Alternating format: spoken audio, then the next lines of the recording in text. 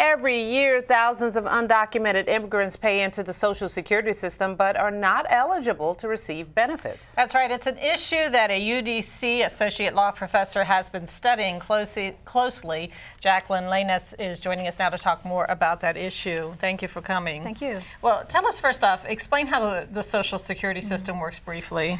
So the Social Security system in the United States works if you are working as a W-2 employee, you have taxes that go in and actually are taken out of each paycheck, and they go to Social Security. They're called payroll taxes. And so you access that when you're older? Correct. So when someone retires and they collect Social Security benefits, it comes out of what is taken out throughout the course of their lifetime.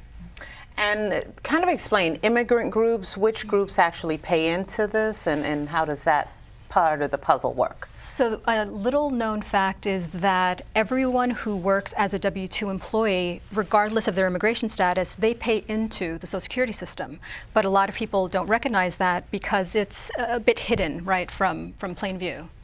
So explain how that works. Are they using false numbers? Are there actual legitimate programs that allow them to pay into this? Yes. So to the answer of both questions is yes. People do use false Social Security numbers in order to work. If they have no legal status, they work by providing an employer with false documentation.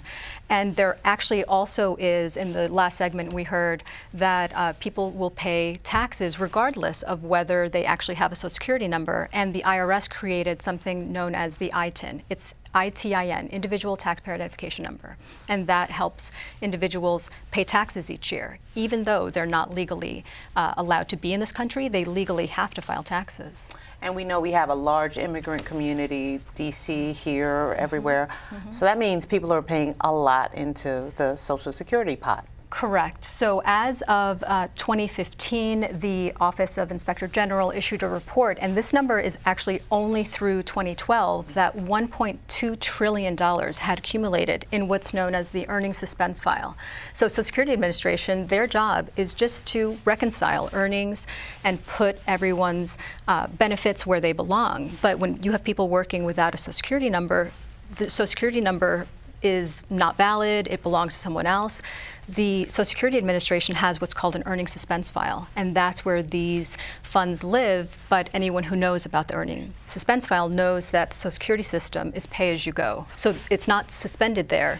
The government actually has these outlays that they dip into this trust. So this is basically a reserve fund that's been sitting there, but the people who should be getting the benefits are never going to be able to do this. Is this keeping our whole Social Security system afloat at this point? I've heard about it going bankrupt in the future. Right. Well, it's a complex economic analysis, but they certainly are contributing to our Social Security system by putting money in that the vast majority will never access those Social Security benefits in the course of their lifetime.